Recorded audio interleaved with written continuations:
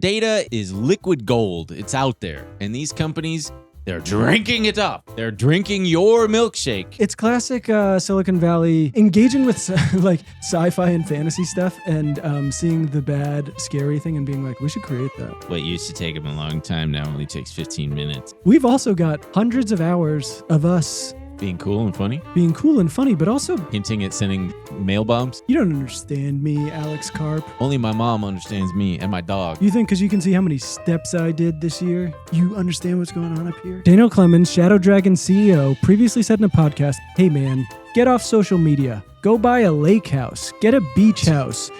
Do something. Get in debt and get off social media. Man, I never thought of that. I should go buy a lake house. I know. I think instead of getting worked up about, society's ills, I should just get in debt, man. Buy a lake house. Buy a lake house. Maybe a beach house. Maybe both. That'll take my mind off it. That's bananas. These people are freaks.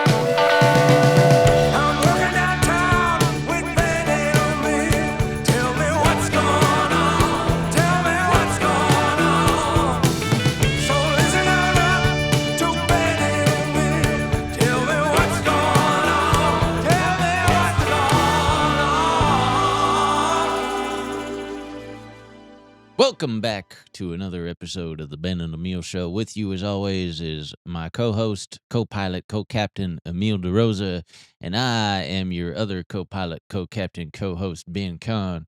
We are the show that talks about everything you need to know for that particular week.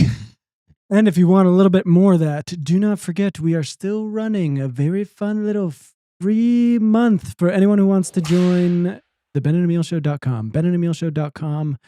Over 100 hours of bonus content, all kinds of fun stuff. Yeah.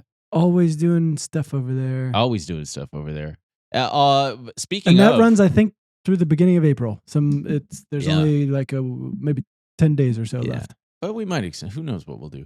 No, it's the end. So go get it now. Send us some mail. We got the P.O. Box address up there for subscribers only, and we keep forgetting to record the Q&A. I'm very sorry about that, which just means it's more of an opportunity for you to get your questions in.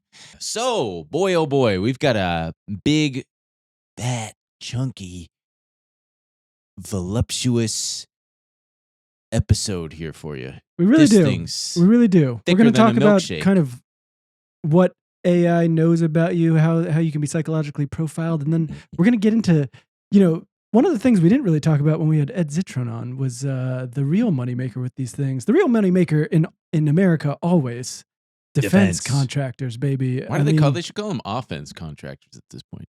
Well, I mean, you sound a lot like our defense secretary, Pete Hegseth, who has expressed interest in no longer being the Department of Defense, but being the Department of Offense? War. Oh, that runs contrary to Trump's whole thing. I'm the anti-war president. I'm the peace president. Well, you also just described Trump's whole thing is running contrary to Trump's whole thing. Oh, yeah. Yeah, there is that. So we're going to be talking about Palantir, Shadow Dragon, the mysterious company that is powering ISIS's deportation machine, and it's not good, and it's creepy stuff, so stay tuned for that. But first, something a little more lighthearted, which is this woman. Hey Ben, you're a single guy, right? I'm a single guy. You go on dates. I go on dates with women you've never met before. With human women that you've never met before. That I've never met before. Do you Google them ever before? Oh, absolutely. You Google them. Absolutely. Have I ever used AI to psychologically profile these women? No, I never have. I don't know why I put a finger down. No, I've never have. I tell you what I will do. Would you now? No, absolutely not. I don't understand what the point of this is. This woman wrote an article about how she went on a date with a guy who had used ChatGPT, their new deep research tool, to build a psychological profile on her. And I'm like, buddy, what happened to just Googling the woman's name along with whatever her job is? Finding an Instagram, see what kind of life she leads. Which is such a toxic thing, by the way. I don't know. Did you used to do that when you dated? I tried to avoid it. Yeah, because it can ruin the allure.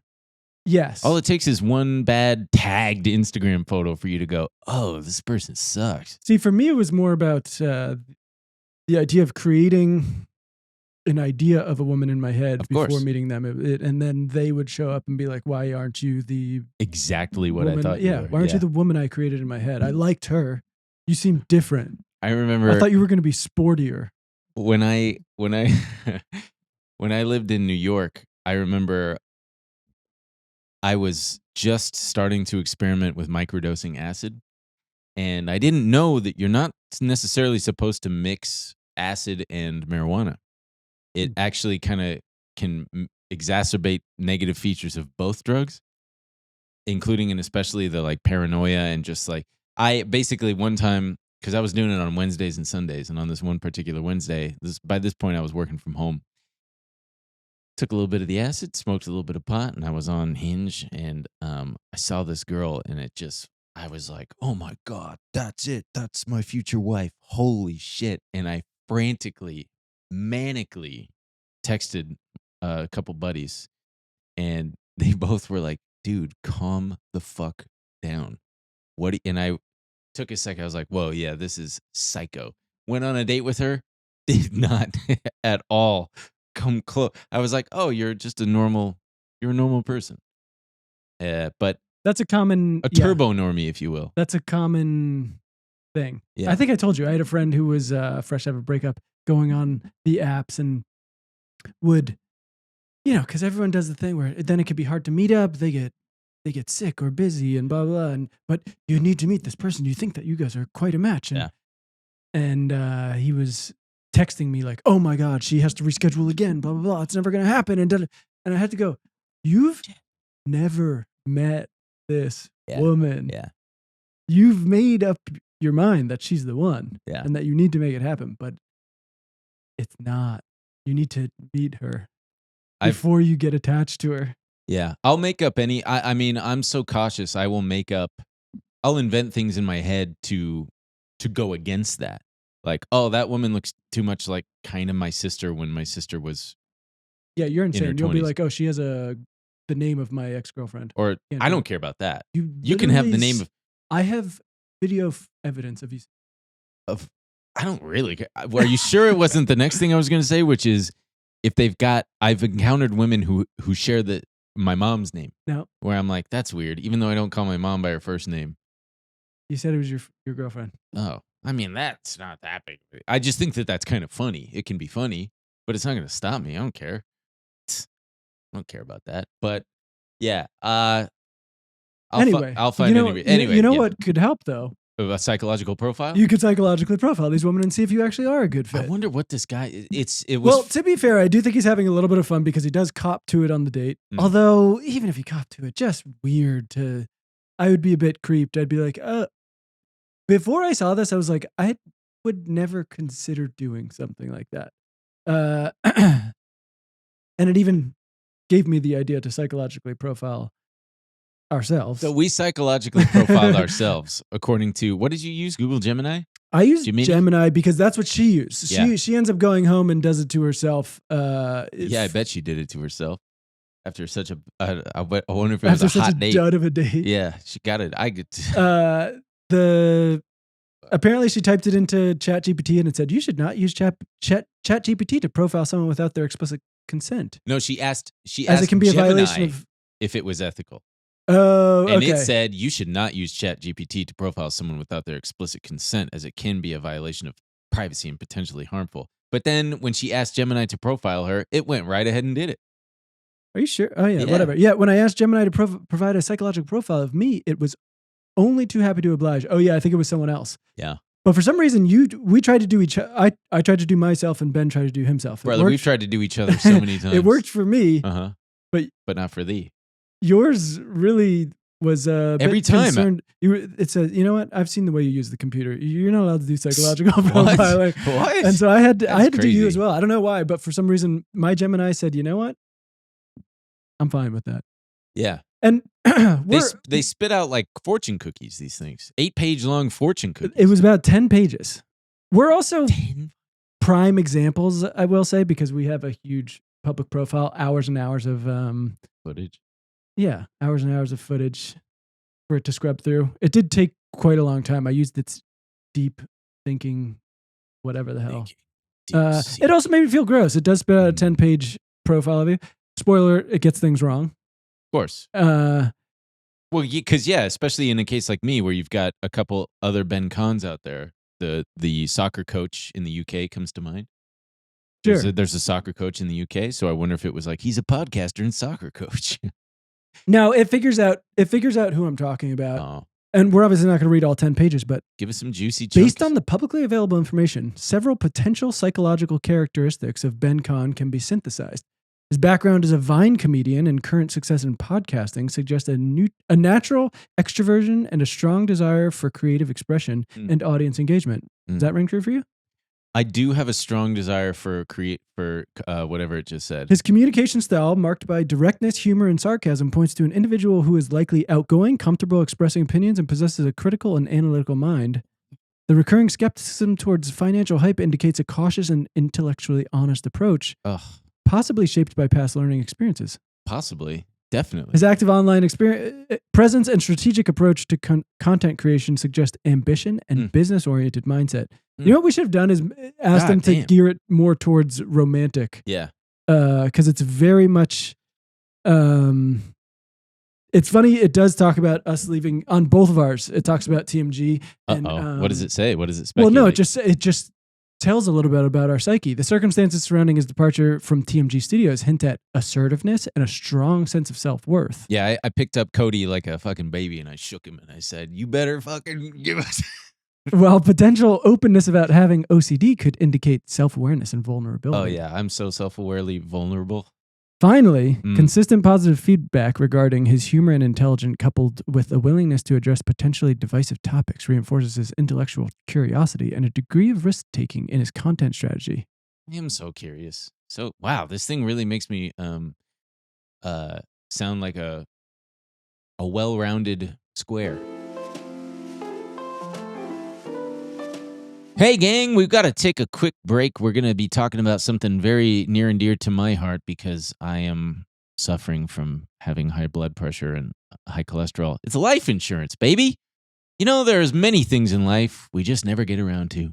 Taking up that hobby, cleaning out the garage, you know, the little things that don't really make huge differences in our lives. Yet there's one thing that most of us have probably been neglecting that can have a huge impact on our family's future. It's life insurance.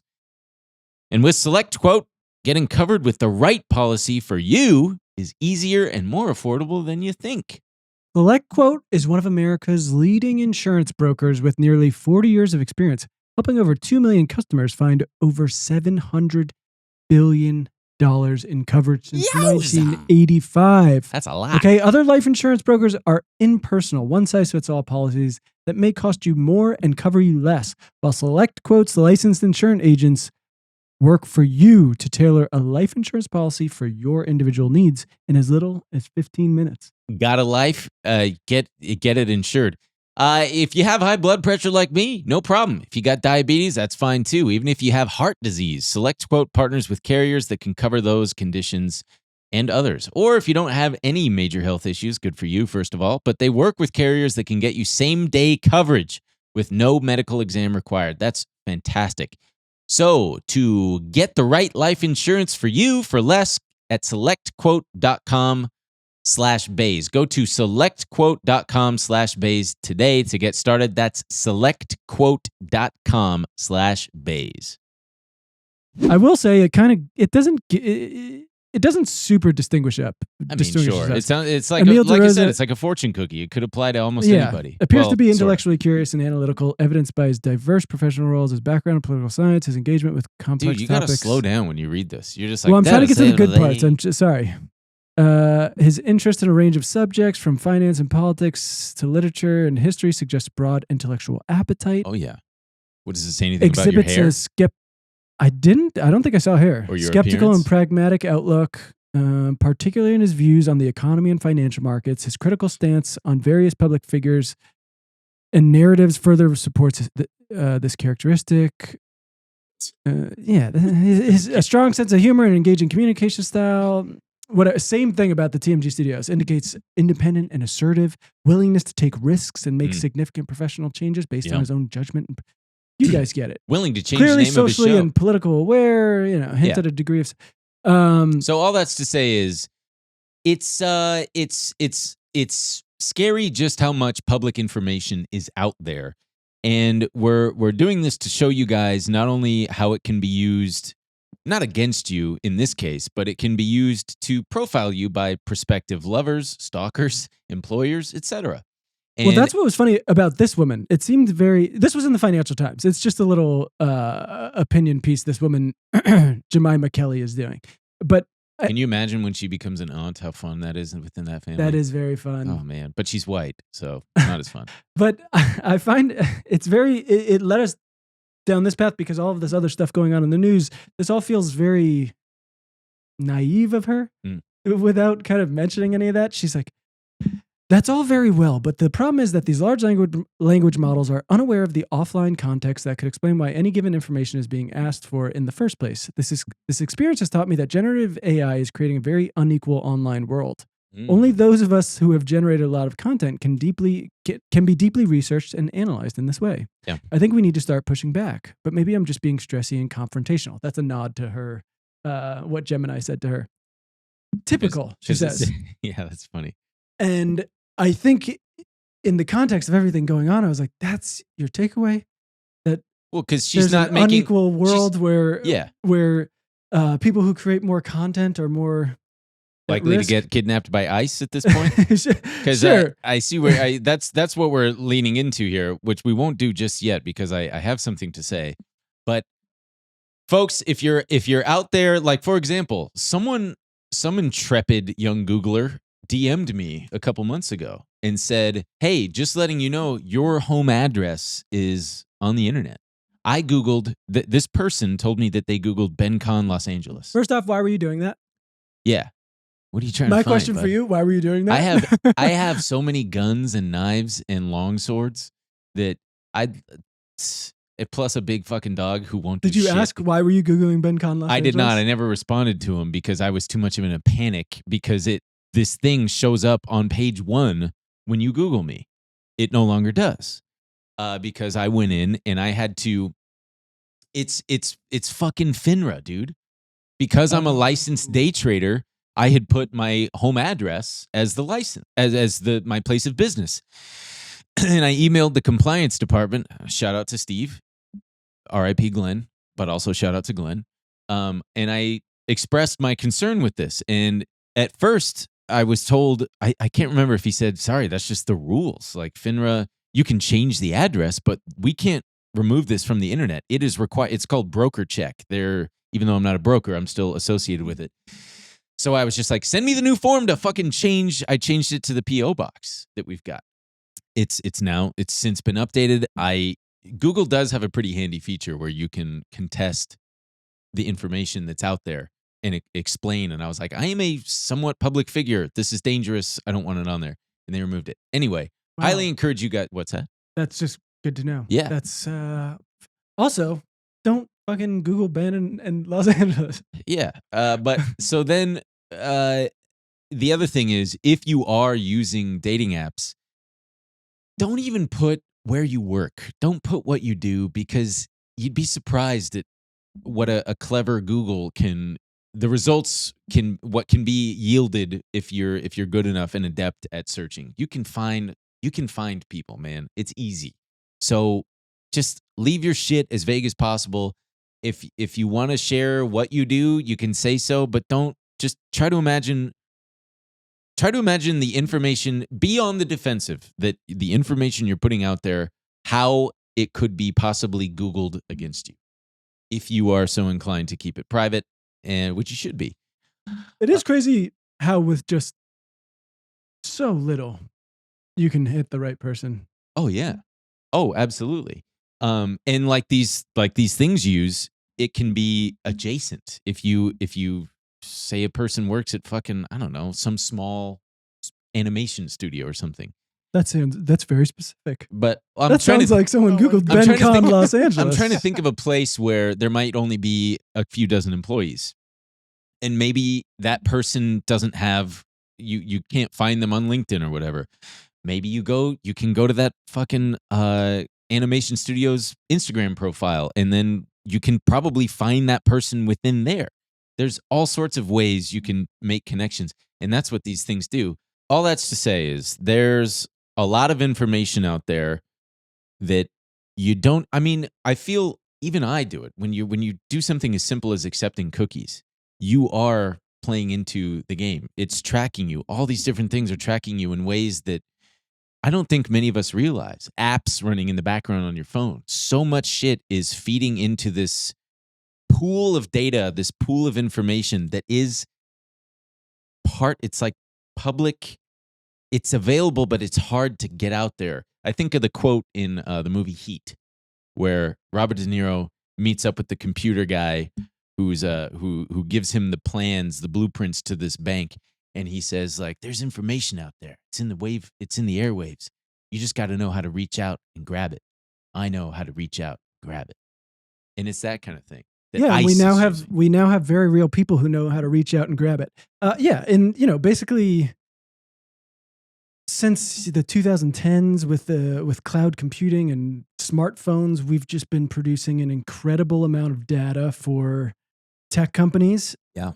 And there is valuable just shit. So much data, and Palantir is a good place to start because they were really the godfathers of this. They, in the wake of 9/11, some guys, Peter Thiel, Alex Karp, Joe, Joe, I'm blanking on his name now. Joe Lonsdale. Lonsdale.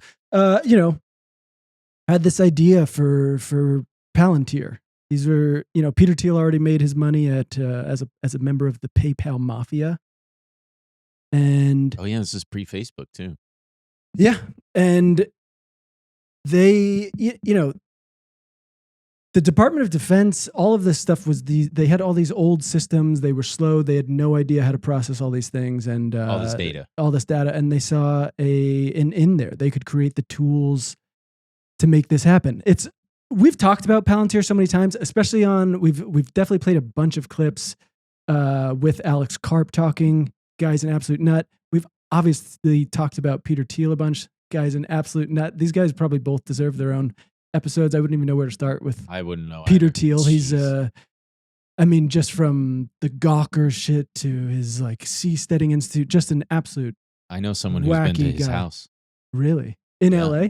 I think it was, yeah. The same person who knows the other guy that we were going to get on. Oh, okay. Yeah, that makes sense. Yeah. She's been to his house. Weird. Yeah.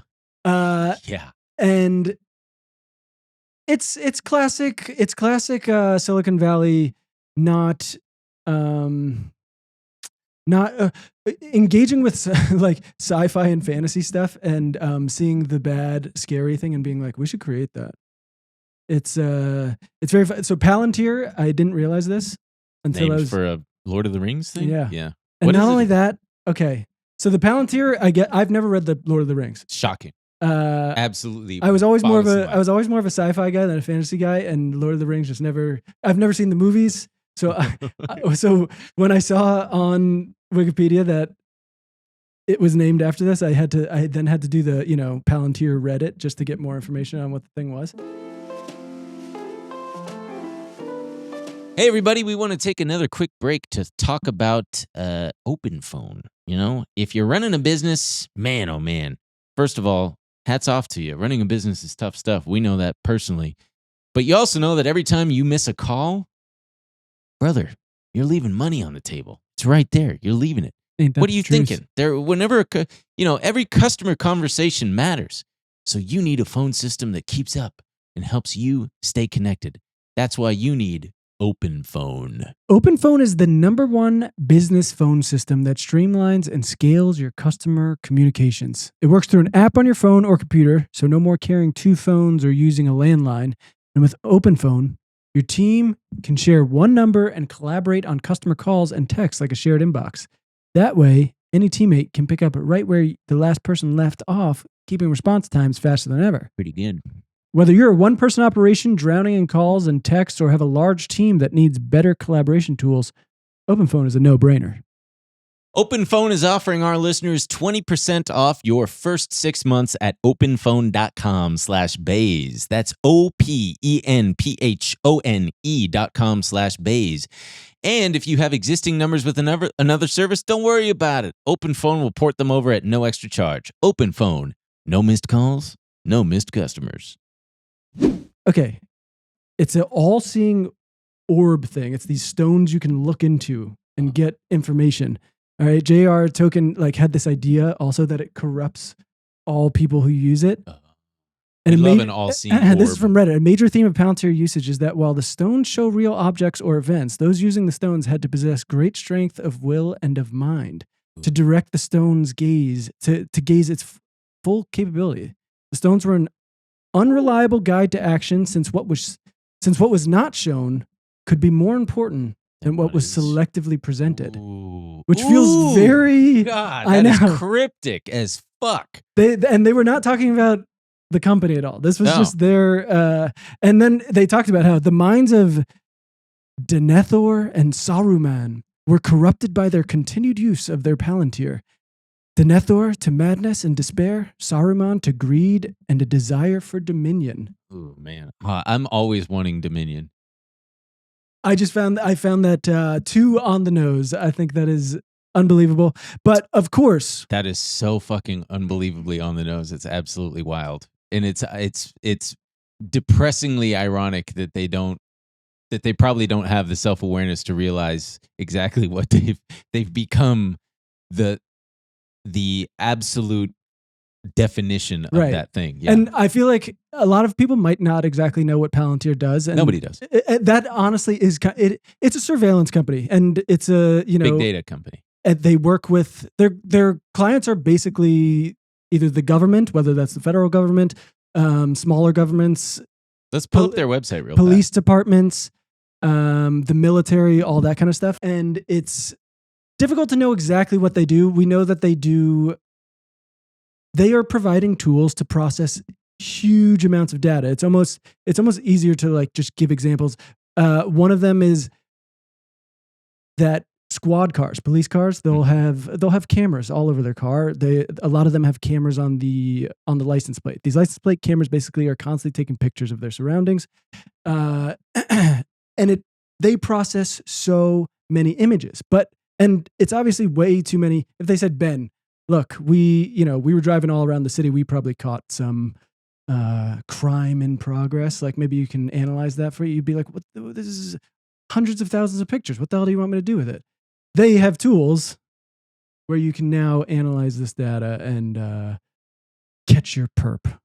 I love catching pervs.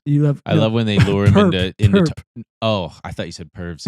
By the way, here, real fast, here's a list of their various offerings: anti-money laundering, automotive and mobility, data protection, defense, ecosystem, energy, federal health, FedStart, financial services, Palantir for builders, government, financial management, health and life sciences, hospital operations, insurance, intelligence, mission manager, Palantir Hyper Auto, rail, that's a big one. Readiness, retail, secure collaboration, semiconductors, supply chain, telecommunications, and utilities. Yeah, I saw a great graphic that summarized what Palantir does. It showed a big pile of Legos, and it said data, and then the next one was all of them organized by color and size, and it was data analyzed, and then the next one was a perfectly constructed Lego house within a neighborhood, and it was this is what Palantir does with that data. It makes it gives you a understandable picture from an incomprehensible amount of data that you've been fed. And at first at least that's what they say it should do. There's a lot of people who doubt that it actually does have the capabilities to do all this stuff with AI, and that it is reliant on a lot of on the ground analysts, much like people have accused ChatGPT of using cheap labor in faraway countries to just have people answering queries, stuff like that. There's some people who are saying that this tech is not as bulletproof. Yeah, not as useful as they want to project, and that it relies on a lot of very expensive IT people they have to deploy to make this thing actually work. It IPO'd in 2020. A lot more scrutiny after that. You probably started hearing about it a lot more after that. You definitely started seeing videos of Alex Karp talking to shareholders, which is because it became a huge meme stock.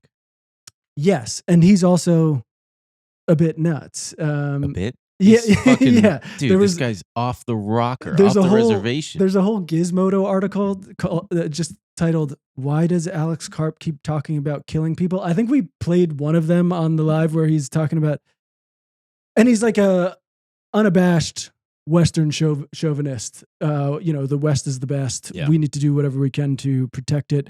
And Palantir is here to disrupt and make the institutions we partner with the very best in the world. And when it's necessary, to scare enemies. And on occasion, kill them. Yeah, he's basically, Taika Waititi? Yes, he does. He's Taika Waititi's Wario. Yes. He's Wario of Taika Waititi. I'm very happy to have you along for the journey. We are crushing it. We are dedicating our company to the service of the West and the United States of America, and we're super proud of the role we play, especially in places we can't talk about. Yeah. That'll come back because we're going to... Yeah, they talk about... there's a lot of secrecy involved that they say there's all sorts of things and use cases that we can't even talk about that's doing good around the world. They talk about how there was a Quora question asked 5 years ago on Quora. Wait, before we get to that, sure. just a little more background on... So a lot of Silicon Valley firms in the early 2000s, they needed funding. They were going around trying to find funding. Peter Thiel and Alex Karp have stories about how they were laughed out of the room on a couple occasions, and then they got a little shot in the arm from a VC firm called In-Q-Tel. Are you familiar with them? Mm-mm. I've actually never heard of them. Well, that's the venture capital firm run by the CIA. Oh, wow. So they got a little shot in the arm from the CIA VC firm, and that enabled them. And then for the longest time, their only clients were the CIA and the military. Damn. I believe the CIA has divested their initial investment. No doubt they made a pretty penny, I'm sure. Yeah. I mean, but I just love that. But I mean, you have to remember, this is also in the wake of like Patriot Act. This was fucking surveillance mania. We're going to be. It is at the time in the early 2010s when your boy here was a major Quora head. I loved Quora. I was getting the daily digest. Quora was basically, it still is a place where you can ask questions and people will answer them. Usually you hope to get the attention of an actual expert. But it was almost every day it was like every college graduate wanted to work at Palantir. There would be a question on there every day about what's the it was just this unicorn, this mythical company that was doing such cool, innovative, future forward stuff. And I just remember thinking, what the fuck does this company do? What is the big fucking CEO's deal? Like, we cut people's heads off. He literally, disruption at the end, From of miles the away. day exposes things that aren't working. There will be ups and downs. There's a revolution. Some people are going to get their heads cut off. We're expecting to see really unexpected things and to win. Jesus Christ. He's a nut. He's obsessed with cross-country skiing. He has like 10 houses across the world. And some interviewer asked him about it, and he was like, so you have 10 homes around the world? And he was like, excuse me, I have 10 cross-country skiing huts. Apparently they're all in like New Hampshire, Colorado, dude. California, somewhere, the Alps or whatever. He's just holy shit, absolute freak. He said he's allergic. The idea of settling down and starting a family gives him hives. Oh, cool. All right. Just an absolute nut. Should I tell them the Quora thing real fast then? Yeah. The Quora thing's very funny. There was a question asked on Quora. Well, to be fair, this is about their use of, they're being used in ICE. It was effectively about how do the co-founders of Quora feel about the ethics of what the company does now. And one of the co-founders, Joe Lonsdale, gave this really long answer. Extremely long. And I picked a couple things. But and to be fair, he nods to the name of the Lord of the Rings thing. Oh, sure. Yeah. I mean, he gives a very thoughtful answer. And I think that there was some truth in some of the opinions he had just about discourse in general. But he pointed, because part of my search, I was like, what good things has Palantir done? Or at least what do they assert that they've done? And he says that they've helped with busting human trafficking rings, drug stuff, finding missing people. And then when he does get around to ICE, apparently ICE started working with Palantir under the Obama administration. And he said... Oh, yeah, I do want to make that clear. This is not like a Trump thing. We've been doing this for... over a decade. Yeah. This all... They started supercharging all this stuff long before Trump. But obviously this is going to get crazier and crazier. And he said, personally, I don't agree with much of the indignity with which we treat visitors to our country. It's particularly important for our reputation and our economy that we are more respectful to legal visitors who should be honored guests, waiting as little as possible when coming in. But perhaps even more important on a moral level are those who are here illegally. Our progress as a moral people can best be measured by the dignity and respect with which we treat the least well-off among us. And few are less well-off than the poor migrants seeking opportunity to participate in our great nation. The level of political conversation at this point has become a petulant mudslinging contest between power-hungry cynics who insist on demonizing each other and riling up those who've not reached the stage of intellectual maturity that they can keep opposing truths in their mind at the same time. I do like that line. Hey, gang, we got to talk to you real quick about Mando because I don't know about where you are, but spring has sprung here in Los Angeles and it is getting warmer.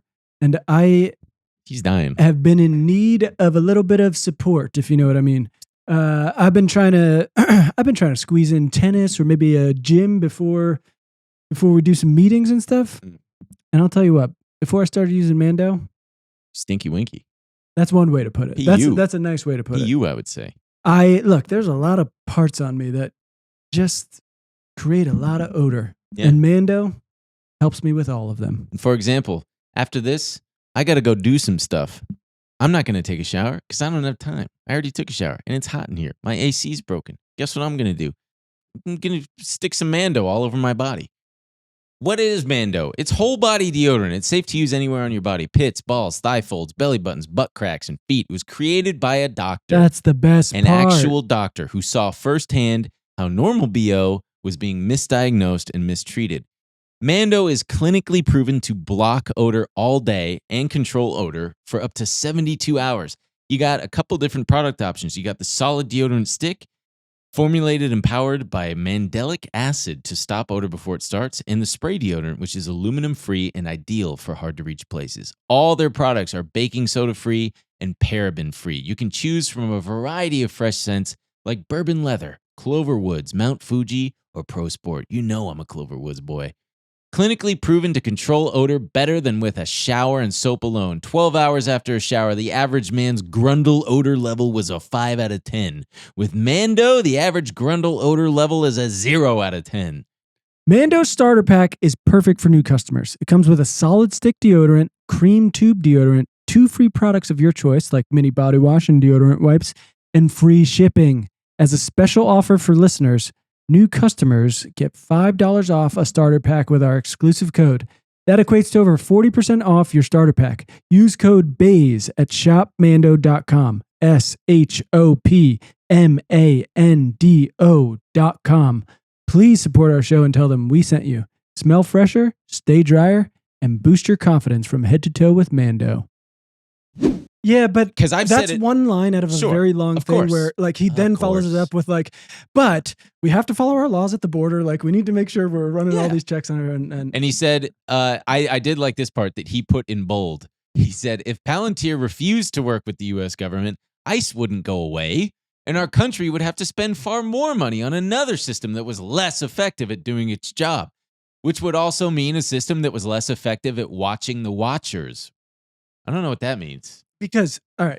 Does it monitor also, I find this quote, he puts it in bold. I find he gives his whole game away here. He's basically saying, look, if we didn't do it, someone else would, and they just wouldn't be as good as we were. And when he talks about those watches thing, it's basically he and Alex Karp in an interview talked about how like The idea is to because, all right, if we're working with these governments, well, they'll have their own oversight body. And the thing is that they don't really have any programs to put those in place. So I think the interviewer said was like, oh, is anyone doing that? And Alex Karp was like, well, not yet. And it's like, all right, so no one's watching the watchers. You guys are just like doing all this insane shit.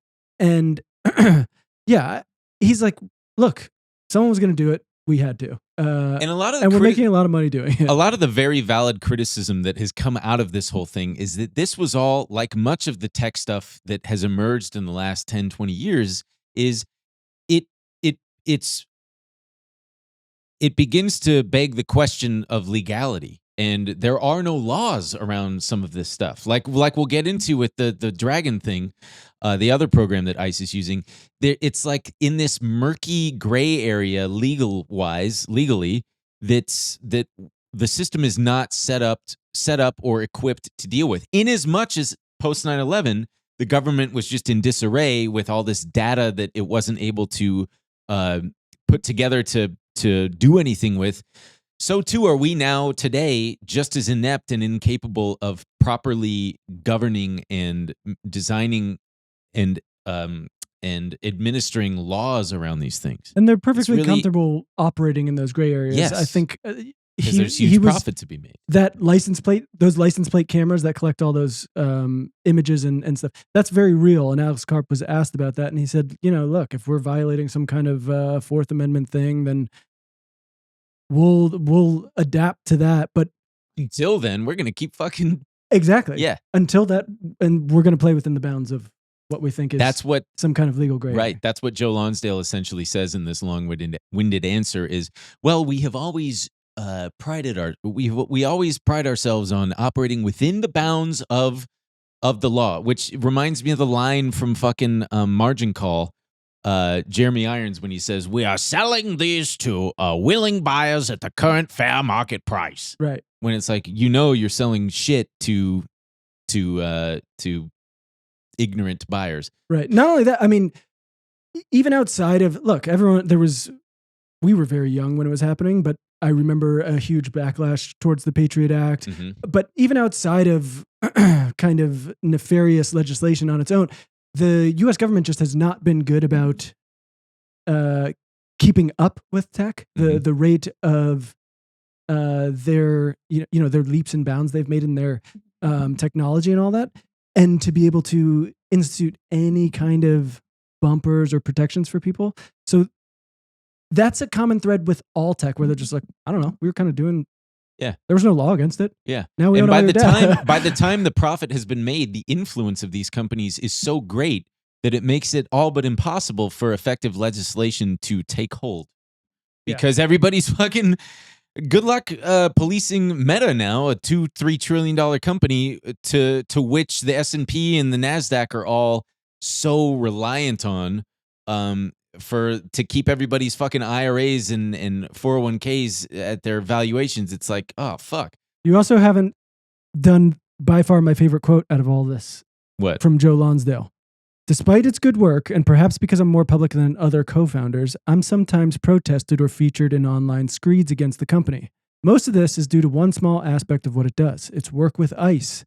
I didn't anticipate this. When thinking of the positive achievements and near-term negative possibilities, I expected pushback about allying with more controversial U.S. allies that we were encouraged to help coordinate with the CIA, which made me nervous were they to figure out how to use the system towards ends that are not aligned with our values, or perhaps protest against working with parts of the U.S.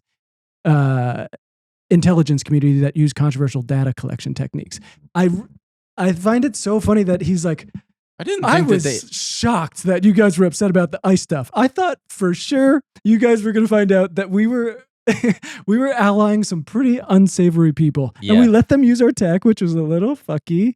Yeah, but it paid so well, Or I thought you guys might get a little pissed about our kind of controversial data collection tactics. Oh, but he goes on to say Palantir has an extraordinary history of confronting the ethical issues in its sector from its very founding, proactively doing extra work to inculcate appropriate moral values and build infrastructure that protects civil liberties and enforces policy. In other words, grappling with and investing in these decisions in profound ways. I went ahead and checked out their ethics page, and it is, it's very long. And they've got it broken down into these different, pillars, if you will. Keep going. We are committed to the following principles for advancing this approach. Focus on the fully integrated system, not just its component tools. Acknowledge technology's limits. Keep AI responsible, accountable, and oriented towards humans. Each one of these has an entire essay written about it. Promote multi-stakeholder engagement. Don't solve problems that shouldn't be solved. Adhere to methodological best practices for sound data science. Methodological. I could say it. I know how to say it. Ensure that was Aiden Ross coded. Who? Aiden Ross? Remember when he's trying to read the... What was the word? It doesn't matter. Fascism. So I'm sure that despite their ethical, their page on ethics, they're always going to find ways to. Oh, brother, I'll tell you what. I don't think they care a lot about ethics. For example, they operated in secret with the New Orleans Police Department. This is recent. From 2012 to 2018, for 6 years. No one knew what was happening. The New Orleans City Council, when they found out about it, they were going. And James Carville was the one who connected it all. It came out in 2018. There were stories about it, and then all of a sudden they never, because it was 2-year contracts. 2012 to 14, 2014 to 2016, 2016 to 2018. Then all of a sudden they didn't renew their contract. Interesting. What were they doing? What were they doing down there? In the deep south. Well, I mean, there have been other attempts with predictive policing type stuff that they try to implement, and that's kind of part of the problem. They do a good job with all this stuff. It's very like national security, where it's like, well, you wouldn't want this to happen, would you? Well, then you better hand over your rights, and they can point to, well, we used that. We used that license plate camera thing in New York one time, and we found a sex offender or something like that. You don't want sex offenders on the street. But then when they actually run data, they're like, this predictive policing thing hasn't actually gained out a meaningful reduction in crime. Not only that, there's all these complaints about, imagine that psychological profile, but then we have criminal records. And, this thing is just and they're like, look, we figured it out. We are just, now what we do is we just show up and harass anyone with criminal records, and that's how we'll stop crime. We think we have the suspect. We ran him through our AI. I was a lewd suspect famously in college. At City College. Yeah, I was the lewd suspect. The Long Beach Mooner. It's so totally gone from the internet. Thank God. Well, not thank God. I think it's funny. I did like this quote from Alex Karp from several years ago, talking about, quite candidly, about just how powerful Palantir and other big data. God, I remember when big data was just like the buzzword in 2012, 2011. He said, the power of advanced algorithmic warfare systems is now so great that it equates to having tactical nuclear weapons against an adversary with only conventional ones. In other words, as this stuff gets more and more powerful, these algorithms, it's game over. I mean, it really has changed the face of warfare. There were... not only that, for the past, probably since like 2008, I would say, is when people really... No, probably earlier with Facebook, even like 2006, ordinary citizens have just been creating massive amounts of data. Just ordinary people just going online. Oh, dude. Creating huge amounts of data. Hey, gang, we want to take one last quick break to talk about our favorite and our longest running sponsor of the show. You know them. We love them. It's MOOMOO.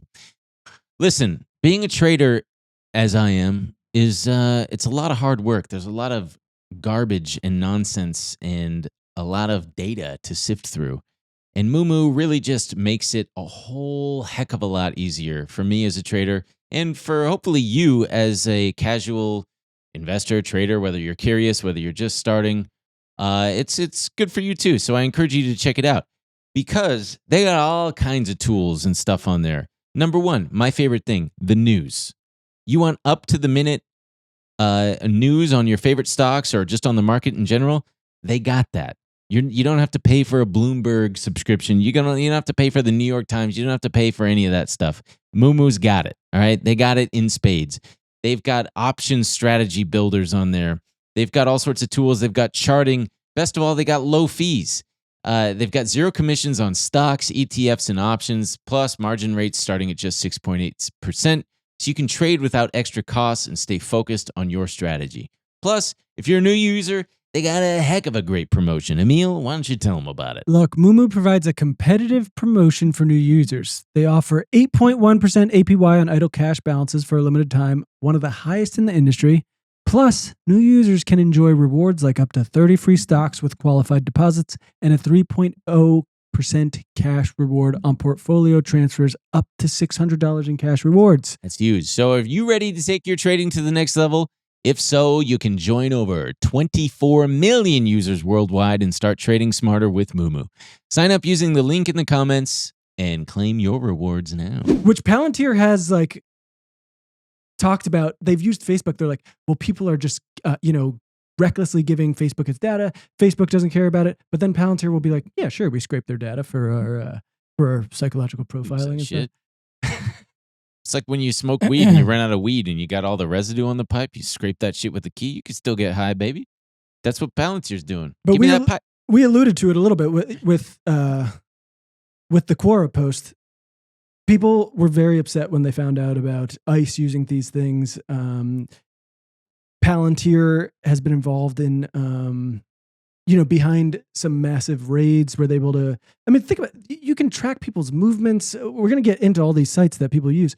And they tried to keep it hidden for a long time. They finally started copping to it in 2020, and it's only just gotten crazier. Mm-hmm. ICE started using a thing called Babel X, which was reported on by Vice in 2023. Babel X, like the Tower of Babel. Yeah, the one and only. Or the language learning software. Boy, they fucked up. And then the big one right now is this thing called Shadow Dragon. And all of this is coming at a time where I'm sure everyone is familiar with the Mahmoud Khalil case, but there's just been another Columbia student, Yunsao Chung, who is now on the run, on the lam. Well, she's suing Trump administration for trying to arrest her and deport her, even though she's a fully legal citizen. So Shadow Dragon is a company, and straight from their website, they say, we strive to help. So who are they? They say, we strive to help businesses, law enforcement, governments, and military focus on effective investigation or analysis. In other words, we exist so the good guys win and the bad guys lose. Love that. Love that. All of this is 404 Media broke this story. They did and do really good reporting on all this crazy tech. So Shadow Dragon is let's go ahead and click the website. Let's check out the website, what it looks like. It's this the world's data opened to you. And I'm sorry I keep alternating between data and data. A contractor they use this tool called SocialNet. And a contractor for ICE and many other U.S. government agencies has developed a tool that lets analysts more easily pull a target individual's publicly available data from a wide array of sites, social networks, apps, and services across the web at once, including Blue Sky, OnlyFans, and various meta platforms, according to a leaked list of the sites obtained by 404 Media. In all, the list names more than 200 sites that Shadow Dragon pulls data from and makes available to its government clients, allowing them to map out a person's activity, movements, and relationships. It's so many sites. 200, man. Pull up the PDF. There we go. I got it right there. They go through major tech and social platforms. Okay, so you have Amazon, Apple, Facebook and Instagram, LinkedIn, Nextdoor, Pinterest, Reddit, do they have benandemilshow.com? Snapchat. I hope not. Nope. We need to TikTok, Twitter, Blue Sky, chess.com. Search. They have search and data professional networks: Google, GitHub, Glassdoor, Substack, TripAdvisor, Yelp, Minecraft. GoFundMe. They have entertainment sites, Xbox, YouTube, Twitch, Duolingo. They're even coming for your 1,000-day streak. Strava. They know when you're out for a run. OnlyFans. That's really fucked up. Pornhub. They also have weird like FetLife. FatLife? What's FetLife? It's for fetishes. It's you for would people know to that. connect. You sick fuck. Tinder, Etsy, and then communication things like Discord. WhatsApp, I find that's not even a social media app, man. People are just using that as a message. It's absolutely. So says that, dude, come on. Haven't you ever been to Europe? But it's a messaging app. Sure, but isn't it? It's got more beyond that. I know, but people mainly use it. I'm not trying to make some big point here about WhatsApp. But it's just Yelp, Baby Center, FlightAware. It's all Baby Center, Audi USA. Yeah. Anyway, so let's check out the. I went ahead and went all over Shadow Dragon's website, and let's check out the video for the social the social net. This is their hype video for this tool that ICE has been using. Spooky. For the audio listener, you'll listen carefully. Ooh, scary.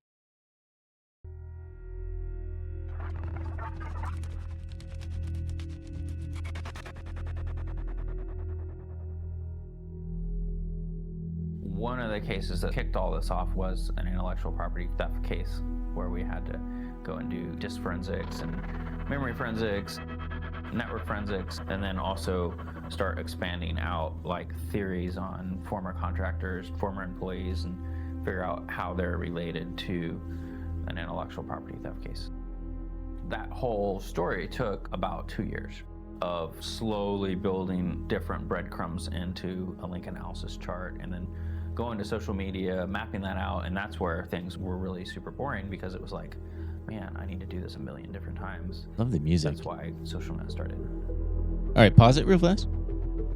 This part right here is absolutely essential. What this guy says, what it does. An amazing analysis tool. Let's go ahead. Sorry, close to 100 different platforms. You can pop in an email, an alias, a name, a phone number, a variety of different things. You can immediately have information on your target. We can see interests. We can see who friends are. We can see pictures, videos, whatever's available on the platform that we find. We just speed up people's ability to ask different questions across multiple different profiles and identities, social media platforms, video game forums. We make it so it's easy. When the FBI started using it, they did an evaluation and their comments back were, what used to take us 2 months in a background check or an investigation is now taking between 5 to 15 minutes. Oh, good. Great. Wild. And they got a little graphic showing all the different things that they can. All right. So, like you said, and there's all you need is an email, an alias, anything, and it'll find everything that is possibly connected and build an entire profile around you that, like he said, used to take months of doing it manually, which this tool now does just so fast. Also important to note, so that guy Daniel Clemens you saw, that is the Shadow Dragon CEO. I want to note, there is no one normal who works on these things, okay? So you see the way he was looking at the thing? Daniel Clemens, a long time now, only takes 15 minutes. Daniel Clemens, Shadow Dragon CEO, previously said in a podcast that protesters should not be surprised when people are going to investigate you because you made their life difficult. In that same podcast, he added that protesters are probably not moving the needle at all. My word of advice for anybody that's feeling invited into the rage mob of the day is, hey man, get off social media. Go buy a lake house. Get a beach house. Do something. Get in debt and get off social media. Don't get invited into all this rage. Wow. These people... Man, I never thought of that. I should go buy a lake house. I know. I think instead of getting worked up about, society's ills, I should just get in debt, man. Buy a lake house. Buy a lake house. Maybe a beach house. Maybe both. That'll take my mind off it. That's fucking bananas. These people are freaks. The fact that he's like, even that's don't concern yourself with any of these things. He'd be the people protesting the Vietnam War in the fucking 60s. He'd be like, these guys are all losers. all the people, the march in where was it, in Alabama? Birmingham. Yeah, he'd be going like, these black people shouldn't be protesting. Just, man, get your head out of the newspaper.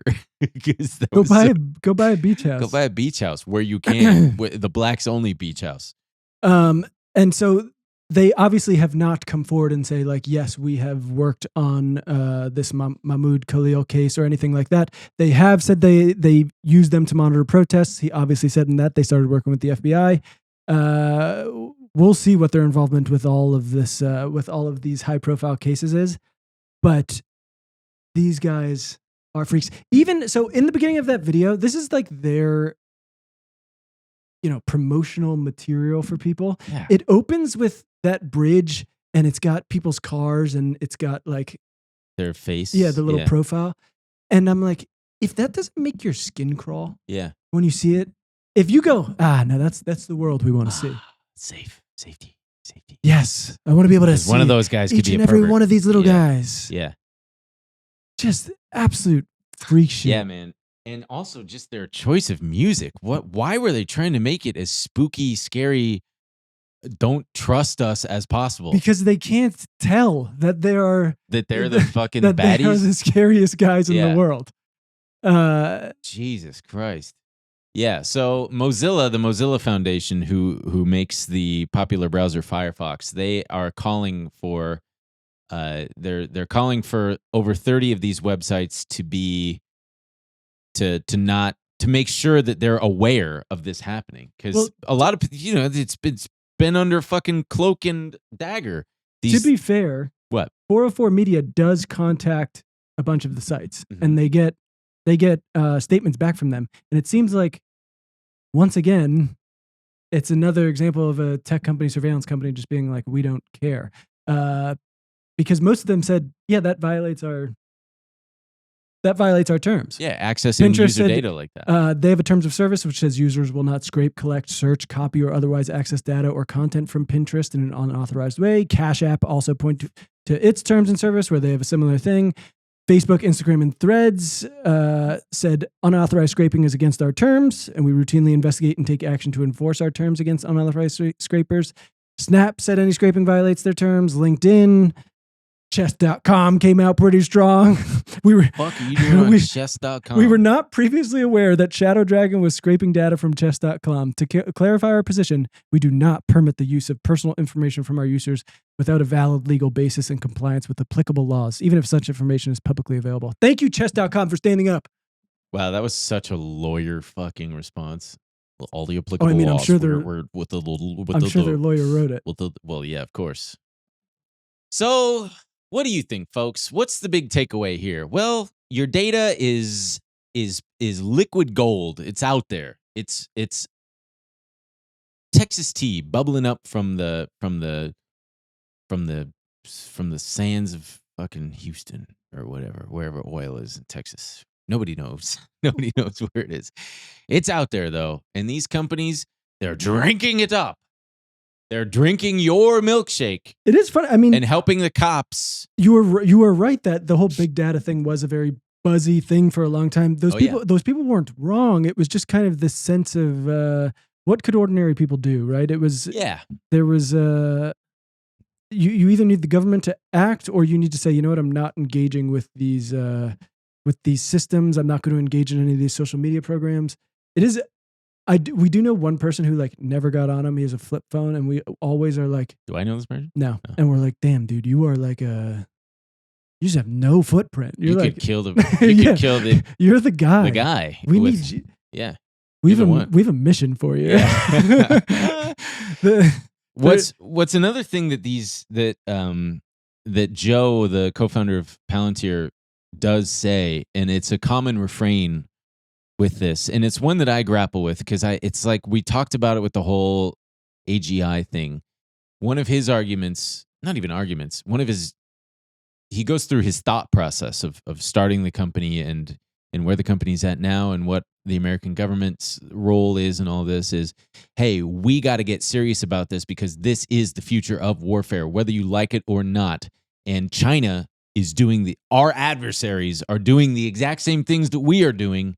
And we need to It's all part of the accelerationist ethos of we need to just full steam ahead, damn the ethical implications, or at least put them on hold for now. We just need to see this through to its inevitable completion so that we, the United States of America and the West, comes out on top. Yeah, and China I think I've even below seen us. other Palantir people talking about that, where it's like, look, China doesn't have Palantir right now, okay, but they're working on it, and I don't want to know what their Palantir is capable of. I mean, if their EVs and their infrastructure is any fucking hint, brother, they're gonna wipe the floor. They know with where you are Palantir. right now. Yeah, Jesus God. Ay. But I think, I mean, just outside of any kind of foreign affairs or national security, just as a human, you have to just. This sucks. I think it's very uncomfortable. Running the thing on the Gemini. You go running the thing on the Gemini. This is running the psychological profile. You're just like, this is bad. We should not be able to do this. It also it holds an uncomfortable mirror at yourself. Remember which Batman was it? The Dark Knight, where he's like, I've figured it out. We're gonna turn on every cell phone. Oh yeah, and it is the Dark Knight. Morgan Freeman's like, well, I don't know about the implications. That would be pretty bad. Yeah, he's like, fuck you. Yeah, fuck and he basically creates Palantir real quick. He does. Hold on, Alfred. I need to create Palantir to find the Joker. And yeah, we all turned that on in the name of safety. Yes, which they've proven they can't really keep us that safe. Yeah, dude. That's the word. They sold it to us on this false premise, and now they just control us. And I mean, watching those guys in that fucking office talk about how, like, yeah, we used to have to comb through all your data. Now I can just get a profile you in 15 minutes. Yeah. Brother, damn. You better hope I don't have your Strava account. You better not catch me on your run. I mean, this is not to be like hyperbolic, but no, we've also got hundreds of hours of us being cool and funny, but also being hinting at sending being bombs. a bit irreverent, because it was funny, and and that's the thing, talking about making light of sending mail places. And these algorithms lamenting the fact that that shooter in Butler, Pennsylvania missed. All kinds of things, and you have we have our idiot king who's pretty hell bent on destroying his enemies. Yeah, and has fucking prison. Said as much. Whether it comes to people who want to do something as like small as vandalizing a car, or as big as thinking that they might be some kind of opposition to him down the line. We obviously don't know what that's going to look like down the line, but these tools make that frightening. I mean, there was one interesting, if there's any kind of, because, as I'm reading through this, I'm so just like, oh God, this is depressing and really bleak and gross. And what kind of world are we living in right now? There was one interesting takeaway about the use of algorithms in warfare. And I think it was part of the Quora answer, or it was elsewhere. I think it was a Time magazine article about, it was a Time magazine article about Palantir's use in the war in Ukraine, circa early, mid 2023 or 22, I can't remember. But the reporter went to London to visit the Palantir office there, and he got just a in-depth look at how this stuff works. And the people there were walking him through some of the use cases, especially in the context of warfare. And one of them is gaming out situations, gaming out scenarios wherein the algorithm and the algorithm of an adversary could both come to the same conclusion that, hey, this will result in a stalemate. This particular battle or whatever will only result in deaths and all sorts of costly things for both sides. So we recommend that you don't go do that battle. They're going to create It's just one big fucking... Just play chess then. It just comes down to fucking chess, algorithmic chess. There's an old Star Trek episode. Fucking dork. Yeah. They find out that there's this planet that's been at war for forever. Mm-hmm. And they say, maybe we can go and help solve this problem, negotiate a ceasefire. Is this a Shatner or the bald guy? Stewart. Can't remember. Patrick Stewart. Okay. But they end up going, they get to the planet, and they go, well, this does not seem like a planet that's been at war forever. They see no indication of warfare. But what they find is that they basically have like an algorithm playing out the war for them. You don't actually have to fight the war, but they are still killing the people. So they'll be like, oh, we would have lost like 300 people here, and they like get zapped or whatever and pulverized. Jesus Christ. When are we going to just marvel at ourselves? When do we stop and go, damn, we did it, humanity. Awesome. Hey, maybe we should just stop. Hey, Putin, cut it out. Hey, Xi Jinping. Hey, Donald Trump. Fucking quit it, man. Just, we humanity, we've got the abundance. We've got the don't tools. Get me started on the abundance, bros. Abundance. Have you been keeping up with the abundance? No, I can't get into the drama because it's so poisoned by people who I wouldn't even say either it's drama. don't like it's the just, fucking. It's just they're like Ezra Klein is whatever, and I'm like, okay, therefore everything that he says in the book is invalidated. Whatever it is he's saying is. I don't think that's true. I've seen like very good analyses of their. Send them to me. Send them to me. Yeah. Speaking of which, though, real fast, I met up with a friend over the weekend. Had a great time. We went to the Huntington, which is the botanical gardens here in Los Angeles. Total dream of a place. But she was telling me that she has recently been using Claude as a therapist. Dude. And she could not say enough good things about it. As someone she's been in professional, actual human therapy for a decade plus, she said it was so comprehensive and so understanding and so massively helpful, not only in the practical advice it gave, but in just making her feel heard and understood. Wow. And she was encouraging me to do the same. Are you going to do it? I don't know. Yeah, maybe. Yo, what's cracking? That's I also, because I feel like there's it's a thing that comes up in relationships sometimes where someone's like, my therapist said like, blah, blah. Oh, yeah. I was talking to Claude. Yeah. I said, I think you're emotionally abusive. Yeah. And that's a tough sell. I don't like when people say what their therapist says about the person because it's not fair. It's not accurate. It's incredibly one-sided. Right. They've never met the person. Yeah. Man. I didn't say I do that. Yeah. No, you absolutely didn't say that. It's just a thing that people do. But it is an interesting use case for AI that I think is a positive. It's a potentially, hopefully, a positive force. And then also, I was going to share this as a story, but I thought it would just deserve a mention. Google did this longitudinal study. Apparently, they're not doing latitude studies, if you know what I'm saying, man. Just the longitude. It's an equatorial study. A fucking prime meridian of a study over here. But sorry, okay. Of I love AI. when the joke doesn't hit the first time, so you do three more. Oh yeah, well, it's the rule of threes. Google.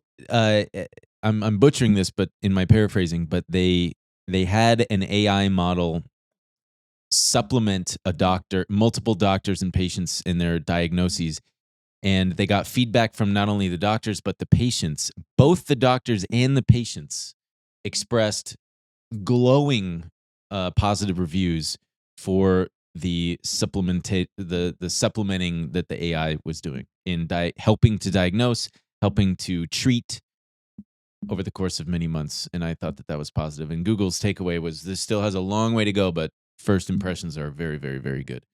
Matt Brunig's was pretty good. Malcolm, the guy who wrote Palo Alto. Gladwell? No. I hate Malcolm Gladwell. Well, folks, he's got commercials on iHeartRadio for his fucking podcast. Boy, they'll give anybody a podcast these days. Am I right, folks? Malcolm Harris. Malcolm Harris was pretty good as well. Excuse me. Excuse you. You can't keep up. You can't keep track of all these goddamn names. So in conclusion, I mean, we'll probably talk about it Friday. The CoreWeave IPO is happening because it relates to AI, but whatever. And there was a pretty big it fooled me for a second, but I was like, there's no way this is real. There was audio that was allegedly leaked. There was alleged audio that was leaked. Whatever. Of JD Vance talking shit on Elon Musk. Sounds so real. And as it turns out, completely fake. And that's just a preview of things to come. I'm gonna come. Yeah, I don't know, man. Hands off my online profile. Yeah. You don't understand me, Alex Karp. Yeah, nobody does. Freak. Go back to cross-country skiing. Only my mom understands me and my dog. You think because you can see how many steps I did this year, you understand what's going on up here? Yeah. You don't know shit. We contain multitudes. Settle down. Have a family. Buy a lake house. Yeah. Sorry if that gives you hives. Get in debt. Yeah. Stay away from the rage. Anyway, folks, thank you so much for tuning in, and we'll see you next week. Coming up on this week's episode of benandemilshow.com. But this movie's about grapes. Like, just maybe a grape's journey to being a raisin. What? It's just they're all in high school, and one's like, I think I'm gonna become wine. I think I might be a raisin. You remember the California raisins? I'm just gonna be grape juice.